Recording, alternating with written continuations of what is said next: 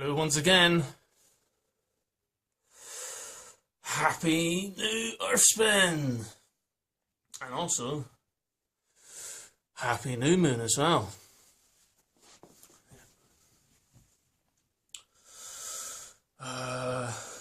Doors of perception being cleansed. Yep. Doors of perception being cleansed. Well, gone into the darkness a bit. Still dark moon until you see the first visible crescent. And then technically it's the new moon is the sight of the first visible crescent. So if you can see the visible crescent, happy new moon. Twit to woo. We got to meet our new friend Archimedes as well, so that's good. Hopefully Archimedes is going to have something to say today.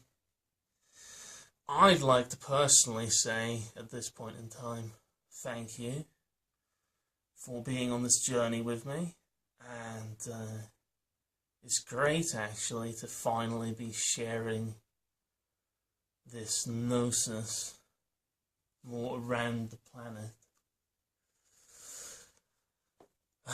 Maybe leave a comment if you feel drawn to leave a comment somewhere saying where you're from and what the name of the land where you're from was potentially originally called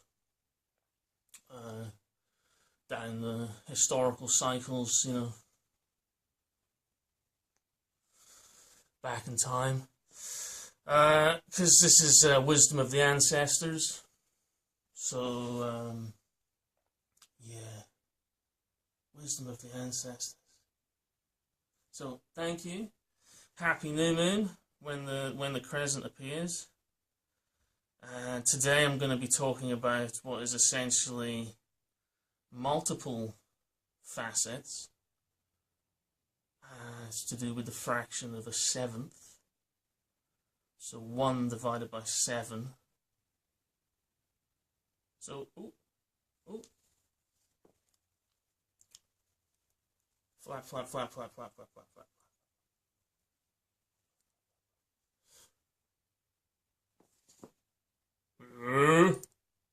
Maths. Geometry. Codes.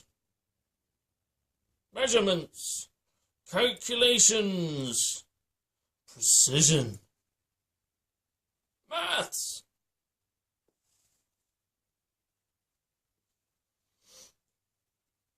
Okay, well that's what Archimedes had to share with us.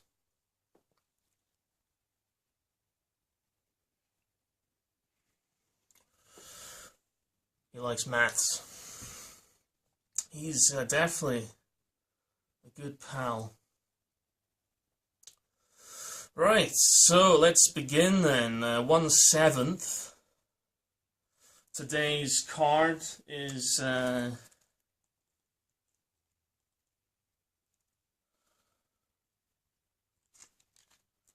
this one here. So we'll be talking about Avebury. So I shared the card earlier already. Now, Avebury sits on a precise point of the Earth. And if I was just to draw very quickly, just a circle. Okay, and there's the equator. So what we're talking about here is essentially this kind of angle here being 1/7. So you can see that what we're talking about is 1/7. So that's 1/7 from, if this is the equator, then this point here is Avebury. Okay, so equator, so planetary. We're looking at things from a planetary level. So here's the equator, and that's 1/7. Obviously, it might not be perfectly 1/7 on the piece of paper because I didn't use some sort of angle measuring device, but for the pure purposes of just explaining what I'm talking about, equator, and then 1/7 Avebury. Okay? Now,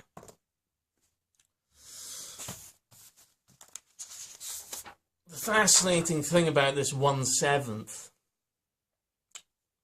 other than the multiple things I'm going to be sharing today, is just to start off mathematically. If I change that to another circle, and then if that equals 7, then the outer edge is 22. Have you heard of this before? So if the distance across is measured as 7, then the circumference can be pretty much measured to 22. Now that's an ancient way of measuring circles. You know, a good way of explaining it, just so everybody can understand what I mean, maybe from a different level, is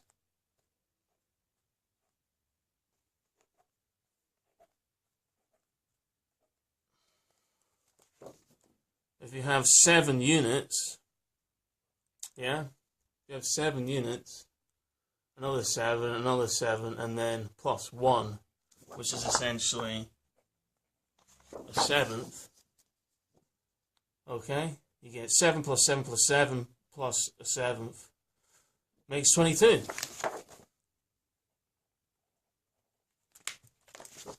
Okay.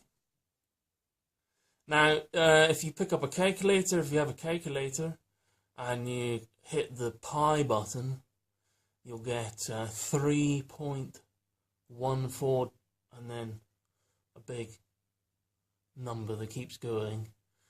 But just to 2 decimal places, this is accurate enough. Because if you do 1 divided by 7, you're going to get 0.14 something or other.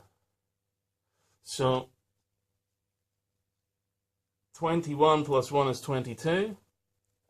This is 7. This becomes 22 when this is 7.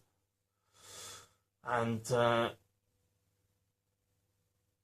this can also be, yeah, if it's divided in half, it becomes 2 3.5s.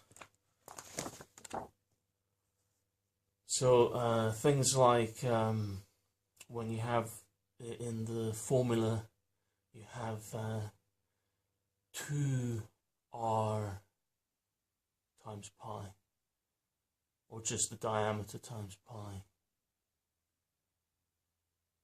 So hopefully that's explaining that. Obviously, maybe it's not, but maybe it is.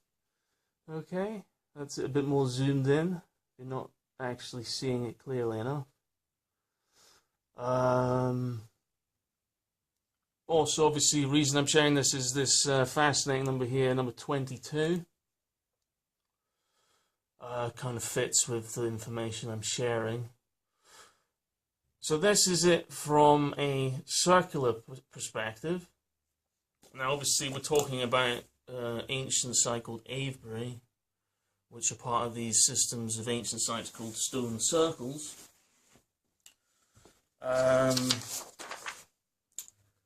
So,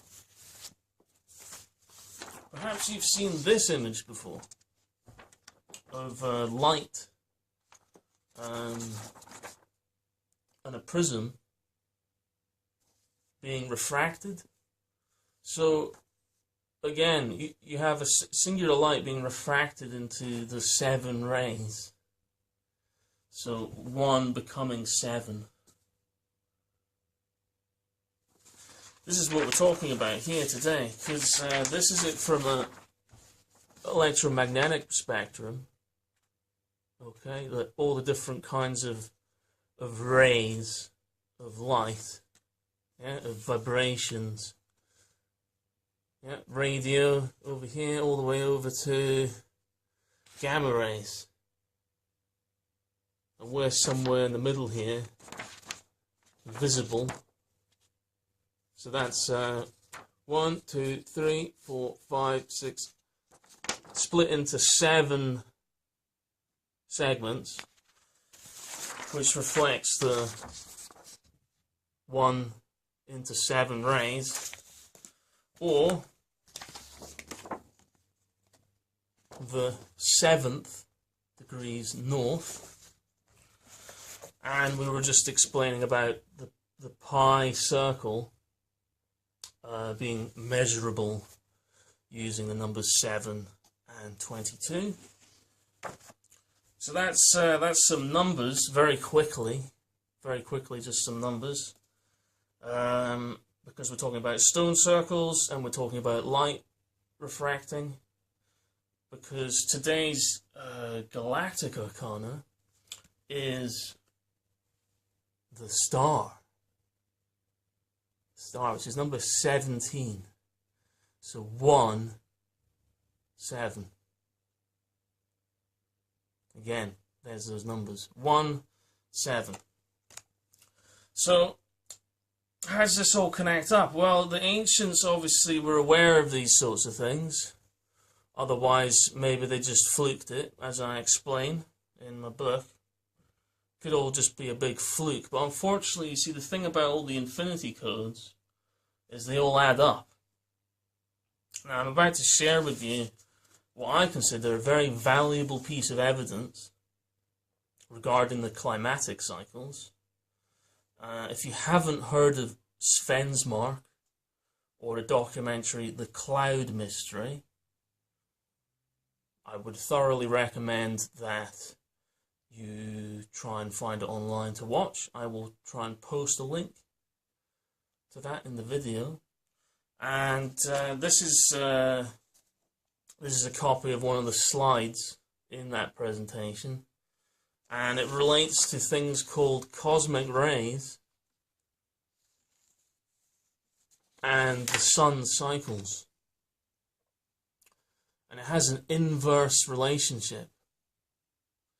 It's fascinating, the new science, and they've tested this at CERN, and it has been put in peer-reviewed journals now, even though originally the whole thing was ignored, like a lot of the time with science when you come along to upset the current status quo, you know. But yeah, they've done experiments at CERN as well, but it's not, generally people think it's to do with just the sun's, what's it called again? Total solar irradiance. So this isn't to do with total solar irradiance, this is to do with the sun's electromagnetic fields. So I don't know if you've also watched any of the documentaries from Electric Universe, but they're also very interesting to understand this all better. Now, the inverse relation is because the Earth, now, where's my, yeah, so I posted that thing yesterday, this one, trying to explain the different levels of the infinity codes, but with it all on one page.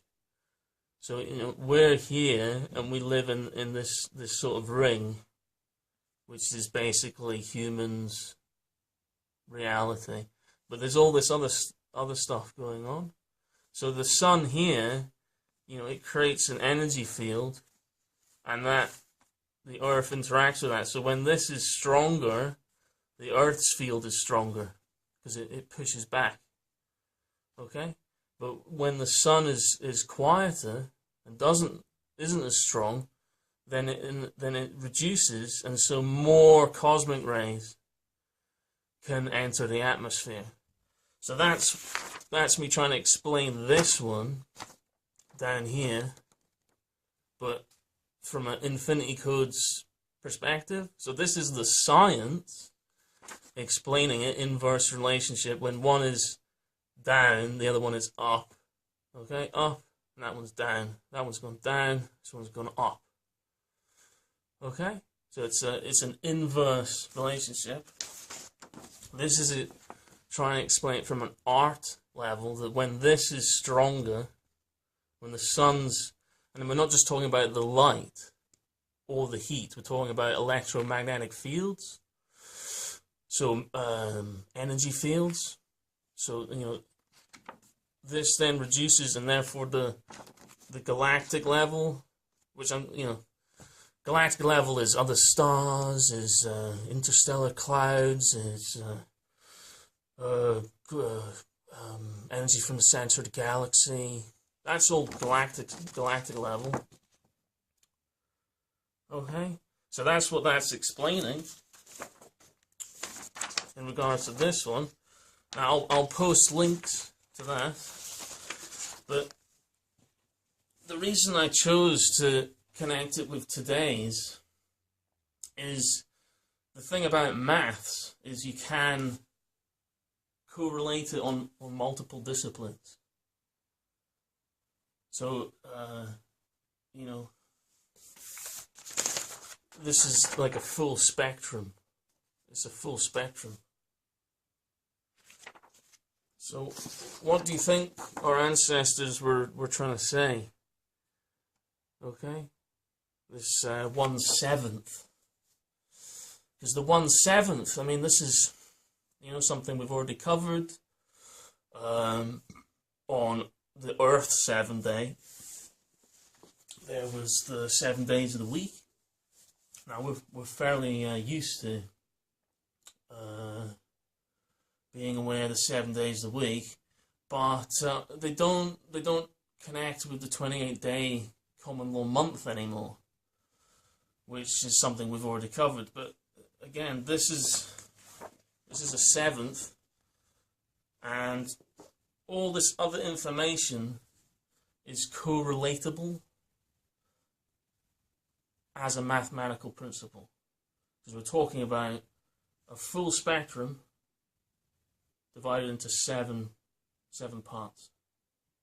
So again, with all the climatic cycles, there's so many different parts to take into consideration.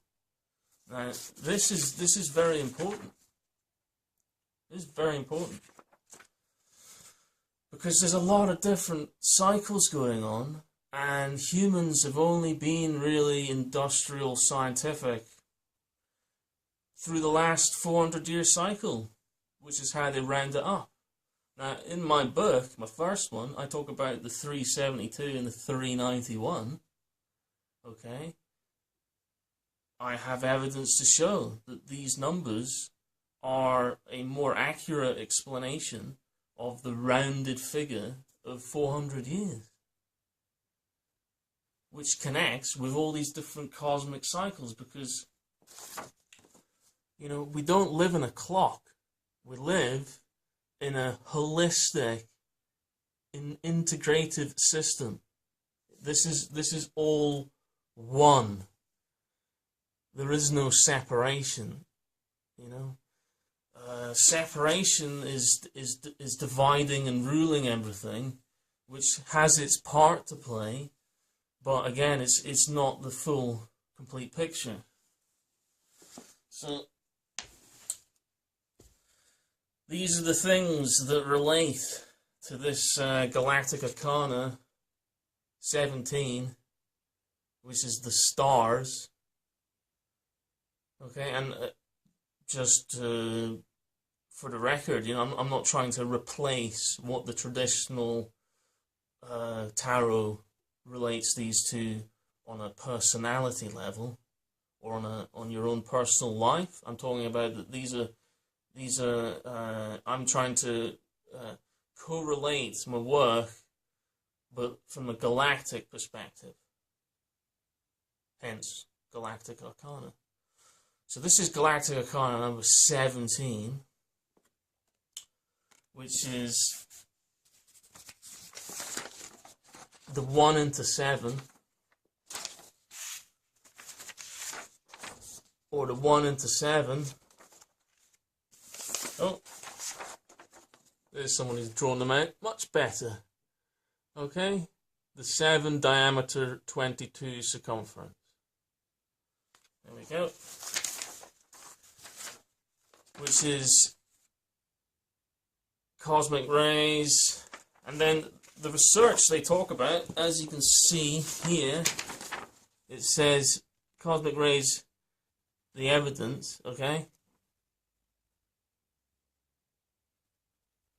At the top here, you can see Sven's mark, the cloud mystery. Because again, then the knock-on effect of the sun's energy fields being lower is then there's more cosmic rays, and their evidence shows that the cosmic rays then produce more low-lying clouds. So cloud formation isn't just down to precipitation. And then this then explains, going even further, just as a wee summary, is that for the cosmic rays to cause more cloud formation on the lower levels requires for there to be things like aerosols in the air, in the atmosphere at these levels. And aerosols essentially are made up of particulates, which is essentially dirt. And so, again, it's another level to the climatic system where for a long time it's mainly been focused on the warming, you know. But this is talking about it from a cooling perspective, because if the air is dirtier and there's more particulates, because it's not just talking about CO2, it's dirt, it's larger chunks of dirt. Okay, from all the times that we've burnt stuff in various different ways, which is why burning things cleanly, you know, like people mature their wood and all the different stuff to make it a cleaner burn. And there's other reasons why you do that too. Okay, but when there are more particulates in the air, and then there's less solar energy field, so then the Earth is not a strong energy field, and then there's more cosmic rays, then there's more clouds. And because there's more clouds, it has a cooling effect. Just like can be emphasized way more, for instance, when there's a massive volcano. Because they also have cooling effects through their release of particulate matter into the atmosphere. I mean, they release other things too, but they focus on this. So I'm just giving you my perspective summary of what I've read and listened to. And this is the information that goes with this card. The previous Galactic-Arkana was the Hermit, and that connected with the tides. So each Galactic-Arkana has an archetypal significance on this bigger scale of an infinity codes perspective. So it all connects up, all these different levels. So hopefully, you know, with the new moon having gone into the darkness, because I've expressed myself in many different ways, and I will continue to express myself how it seems to be from my perspective, which again, this is the evidence. It's not just my evidence, it's evidence from the ancestors. You know, this is modern science, this is like ancient science, okay? So again, modern science, this is ancient here. The idea of a spectrum, you know, the 7 chakras, 7 days of the week. So we, yeah, that's pretty much that. Hopefully, with the new moon, this expression that I'm giving to this work, hopefully now moves towards the light. You know, well, I'm going to continue to be as realistic as possible. That's the maths. I hope that satisfies the Archimedes.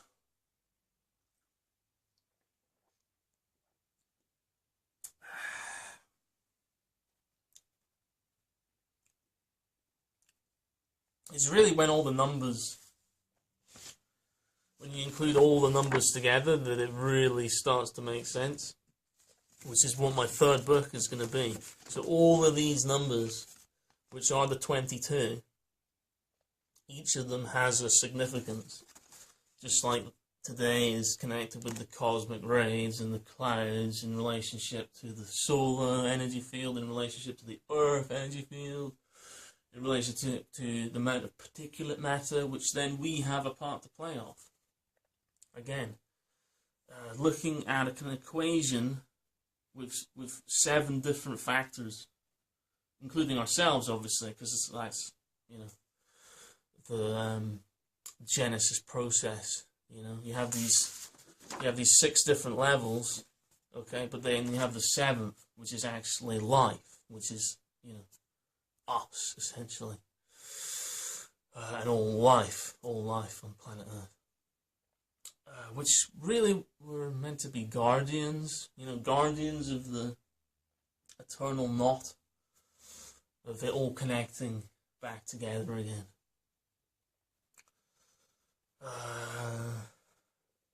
Yeah, that's basically it for today.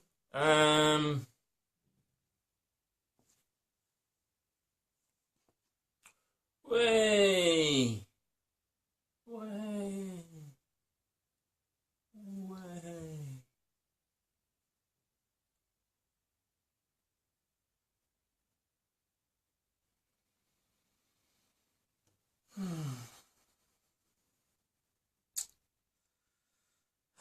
So wise.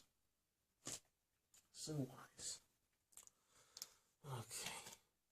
So they'd like a bit of therapeutic. So let's just have a bit of therapeutic. Therapeutic moment, you know. That's what Gnosis is about, is becoming aware of things more, and the connection between things more. And but it has to be a personal experience, so you have to kind of experience it yourself. That's why I always recommend to draw things out.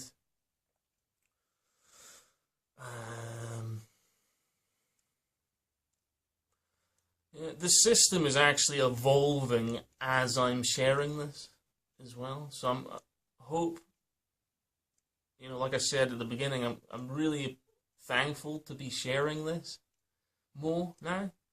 But I'm also learning more as I'm sharing it, because I'm working on another book, and you know, here's book 2. Okay, it's quite a. I mean, so yeah, it's getting there, you know. Proofreaders. You know, I think a couple of people have been in touch.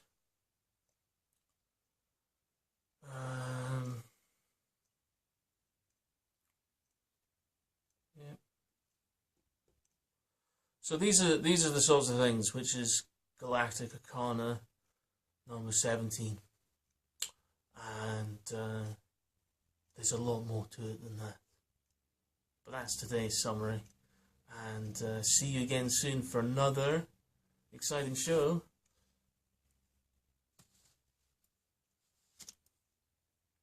Twit twoo. Tweet tweet. Maths, geometries, codes.